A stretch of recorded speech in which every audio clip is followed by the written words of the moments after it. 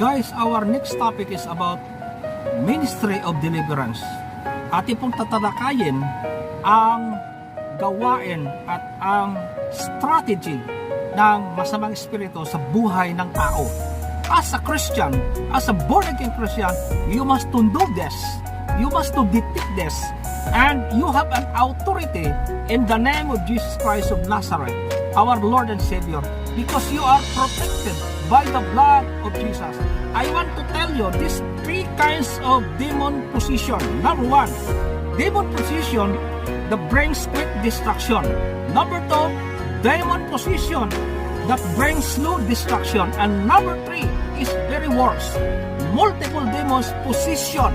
Ito po ay makikita sa Mark chapter 16 verse 9 na kung saan ay si Maria Magdalena, 7 demonyo ang pinalayas ng Panginoon Kristo nung ang ating Panginoon ay muling mabuhay.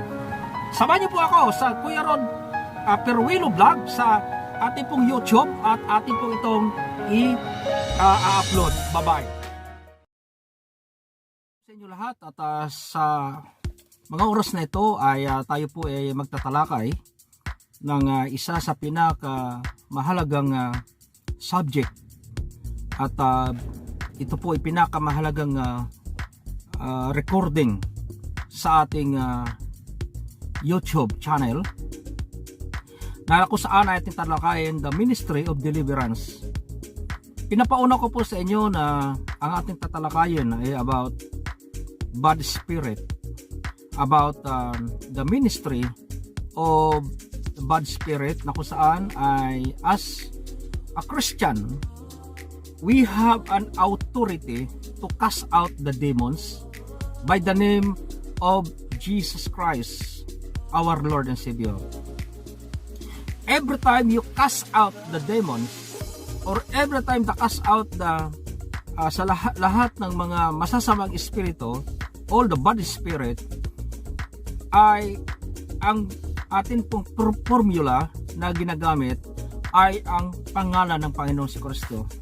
Because all the people accept Jesus Christ as our Lord and Savior, you have an authority to cast out all the demons and all the bad spirit. No matter what happened, you have an authority. Because when you accept Jesus Christ, the blood of Jesus Christ is already protective on protect sa sarili mo, sa katawan mo, sa buhay mo, at sa buong katauhan mo. You are protected by the blood of Jesus, na kung saan ay ang banal na dugo ng Panginoon sa Kristo ay makapangyarihan sa lahat ng makapangyarihan. Even your sickness, if you pray to the people have a sickness, ay gumagaling sapagkat you have an authority sa pangalan ng Panginoong si Kristo. So today I want to share with you about the ministry of deliverance, na kung saan ay dapat po nating malaman na bawat tao na nasa sa Panginoon, bawat tao na siya ay naglilingkod sa Panginoon, bawat tao na kung saan siya ay tumanggap sa Panginoon, siya ay mayroong authority sa pangalan ni Jesus. So hayaan niyo po muna na basahin ko sa inyo ang Acts chapter 16 verse 16, na kung saan ito po ang ating guide, ang ating teksto. Isang araw nung kami pumunta sa Puok Dalanginan, nasalubong namin ang isang batang babaeng alipin. Siya'y nakakapanghula dahil sa sinasapian siya ng masamang espiritu. Malaki ang kinikita ng kanyang mga amo dahil sa kanyang panghuhula. So, dito po tayo ngayon mag-stick. Ministry of deliverance. We will study the ministry that Jesus said all the Christian should have. It is the ministry of deliverance. All of us should be involved in the ministry of deliverance as the Lord Jesus Christ has said. Number 1, the qualification of demon-possessed. We must understand that there is a difference between oppression and possession. All person, Christian or non-Christians, can either be oppressed or possessed by the demon's spirit. Everybody can oppress. To oppress means to weigh heavily on his mind or the mind, spirit or body, or to keep down by control. Use of authority. It is manifested through sickness, fear, or depression. Ang salitang oppress ay ito po ay nakikita natin na kung saan malalaman mo sa sarili mo na kung saan ay halimbawa very heavy o na matindi ang iyong problema na o-oppress ka, okay? Na hindi sinasabi dito ay na-oppress ka, ay ito ay nagkukunik sa mga sakit, sa takot, at nadidepress ka. So kapag nadidepress isang tao, ay talagang papasok doon yung minsan nagkakasakit ka, nagkakaroon ng scientific problem sa iyong katawan, minsan hindi ka makakain, hindi ka makakatulog, at hindi ka concentrate sa buhay mo. Ayun po ay gawa ng kalaban. Gawa po ng kalaban na kung saan ay kapag isang tao ay nadidepress siya at hindi siya mapalagay sa kanyang mga problema at lagi siyang balisa, palagi siyang hindi may pagkain, hindi makakain ng maayos, hindi makatulog ng maayos. Ito po'y gawa ng kalaban. Kasi nga, ang gawa ng kalaban, palagi kanyang gambalain. Wala kang kapayapaan sa ibuhay. Hindi katulad ng Panginoon Kristo, hindi katulad ng sabi ng Diyos, sabi ng ating Panginoon Kristo sa John, kapayapaan ang iniiwan ko sa inyo, okay?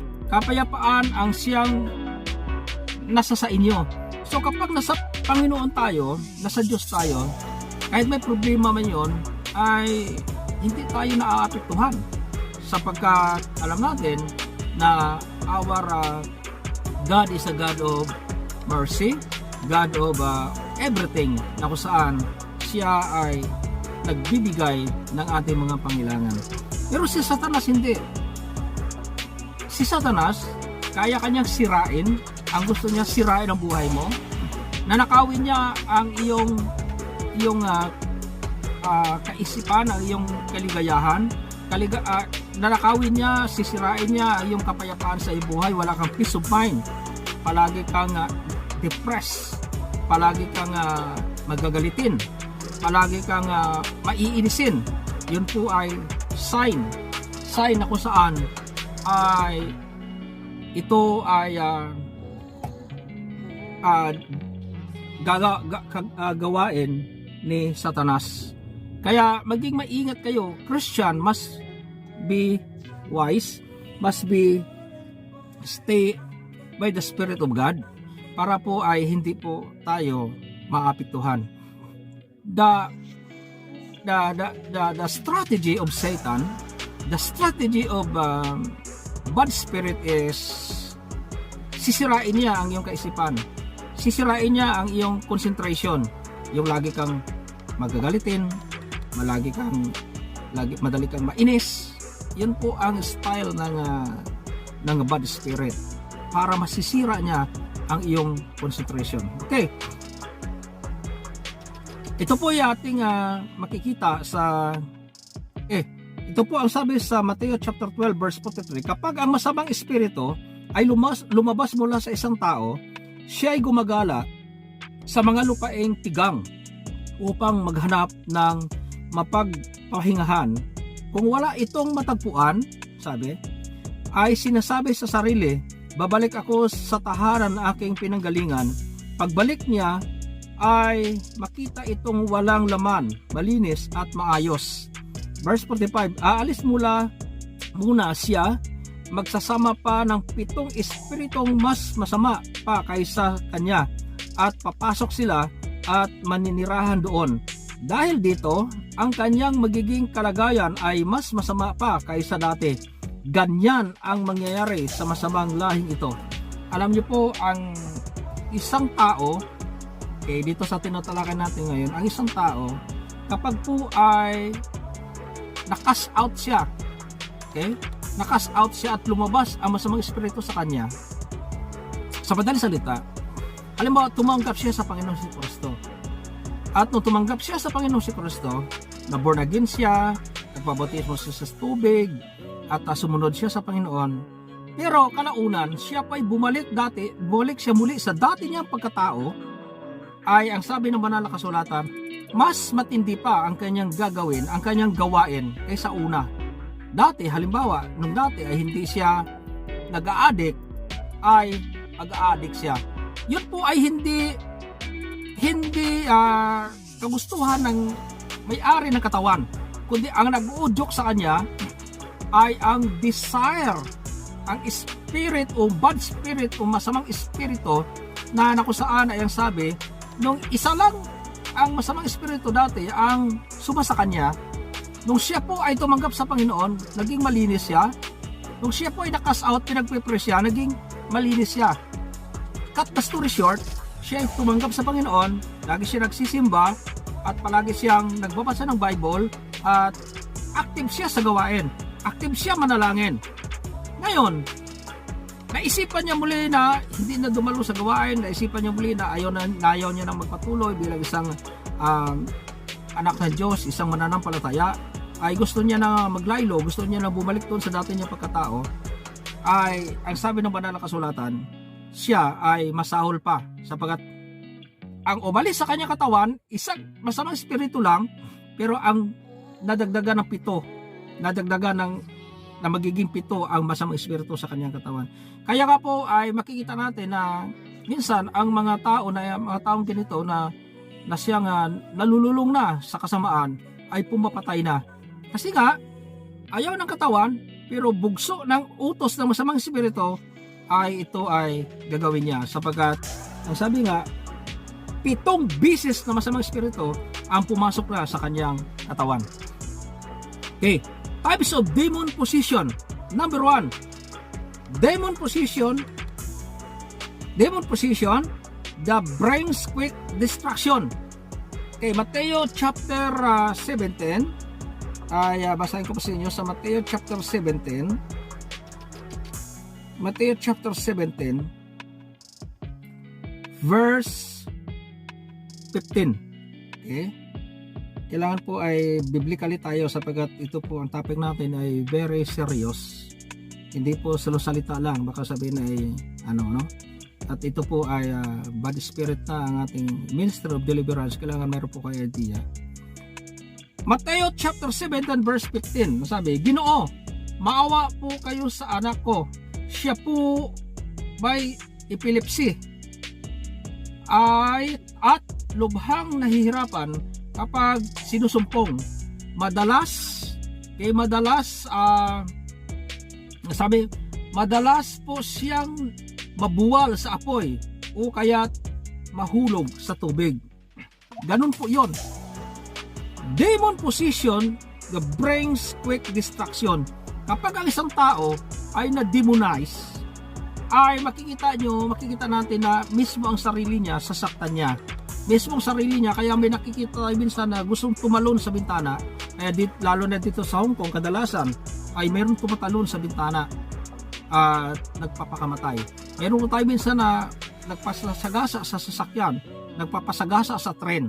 So, ganun po ang mangyayari kapag ang isang tao ay nagkakaroon ng bad spirit sa kanyang buhay. Number 1, number 1, demon possession that brings quick destruction. Masisira ang isang tao. na kung saan ay pinasukan ng masamang espiritu. Kaya po makikita natin ay napakaraming tao ang nasisira ang buhay. At huwag na po kayo magtaka, huwag na po tayo magtaka sapagat iyon po ay kagagawan ng masamang espiritu. Hindi po yan kagagawan ng Diyos. Ang gusto ng Diyos, ang katawan natin, ingatan natin. Ang gusto ng Diyos, mahalin natin ang ating katawan. At ang gusto ng Diyos ay mabibless tayo. Pero si Satanas ay gusto niya sirain ang tao. Kaya aware po kayo sa mga nakikinig na ito. Kapag ba ito po ay nararanasan ninyo, nadidepress kayo. At parang lagi kayo nagagalit, bumalik, mag-pray kayo sa Panginoon. Labanan nyo, sapagkat ito po ay gawa ng kalaban. Okay. Number 2, demon position that brings slow destruction. Okay, Mateo chapter 8 uli. Sa Mateo chapter 8 uli. Mateo chapter 8 uli. Mateo chapter 8 verse 28 to 32. Mateo chapter 8 verse 28 to 32. Sabi, nang dumating si Jesus sa kabilang ibayo sa lupain ng mga Gadanero, sinalubong siya ng dalawang lalaking sinasapian ng masamang espiritu o ng mga demonyo. Sila ay nakatira sa libingan. Napakabangis nila kaya't walang sinuman ang dumadaan doon. Ito po, grabe ano? Biglang nagsisigaw ang dalawang lalaki, ano ang pakialam mo sa amin, anak ng Diyos? Alam po kasi nila na ang dumarating ay hindi basta-basta, alam nila na si Jesus Christ. Kaya po sila ay nadidistract at sila ay takot na takot at nagsisigaw ang sabi, anong pakialam mo sa amin, anak ng Diyos? Naparito ka ba upang pahirapan kami kahit hindi pa na panahon?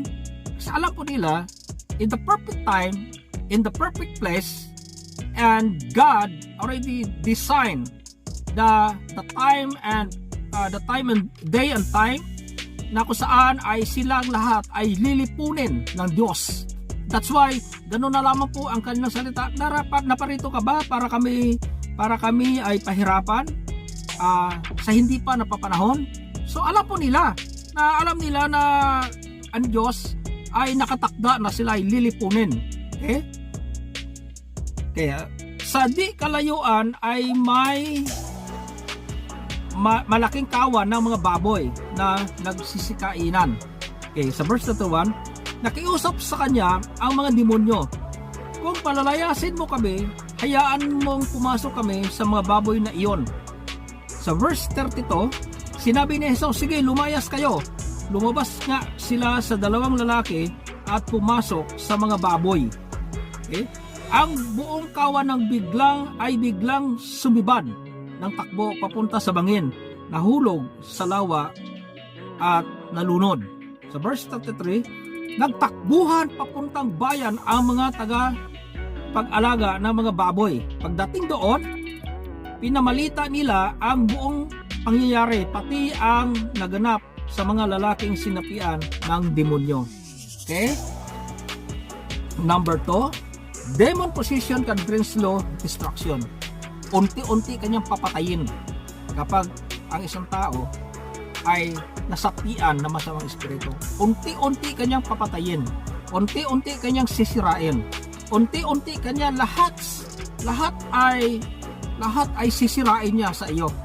Kaya mag-ingat po kayo. Kapag kayo ay may nararamdaman na mga ganitong klaseng pangyayari, I suggest you pray and go back to the Lord. Magsimba tayo, manalangin tayo, i-cast out natin, at tayo ay magbago, at tayo po ay magbasa ng banal na kasulatan. Number 3, ito po ay dagdagan ko pa sa number 2 kanina, demon possession brings slow destruction. This type of demon possession is slow torture. Unti-unti kanyang tinotorture. Na minsan naramdaman natin, kaya minsan ang tao ay, bakit kaya lungkot na lungkot ako? Inom tayo para tayo ay mawala ang problema natin. Yun po ay maging wise po tayo, maging matalino tayo. Sapagkat ang mga yan po ay slowly torture ng bad spirit sa katawan mo, sa isipan mo, at sa buhay mo at hindi mo alam bakit malungkot ka. Kaya pala ang demon possess, ang bad spirit ay nag-ooperate sa iyong buhay. So ano ang dapat mong gawin? Ay rebuke and cast out by the name of Jesus Christ, na kung saan para siya ay umalis sa iyong buhay. And renew your mind at baguhin mo ang iyong kaisipan. Number 3, multiple demons position. Mark chapter 16. Ito grabe.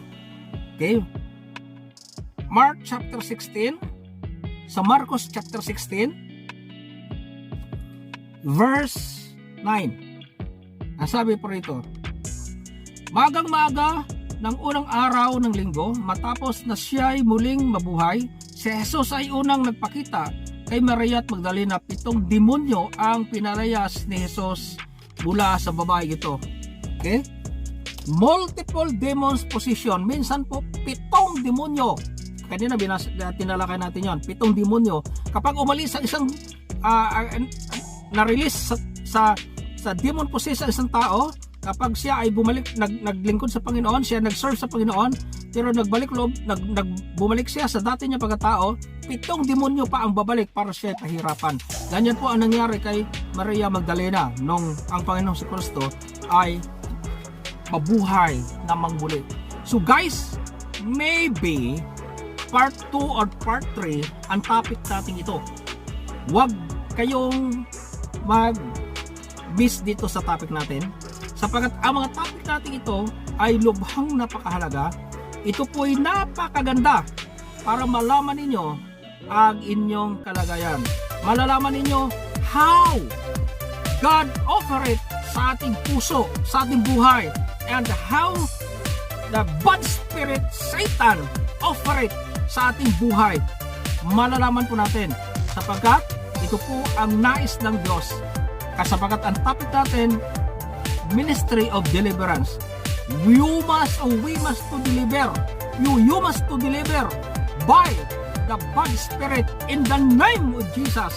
Kaya po huwag kayo magbintis sa topic po natin ito. Ito po na yung part 1 at maaaring bukas o susunod na araw part 2. Kaya marami po salamat sa inyo at samahan nyo ako at muli po natin talakayin ang part 2 and part 3. Part 1 lang muna ito. Bye-bye.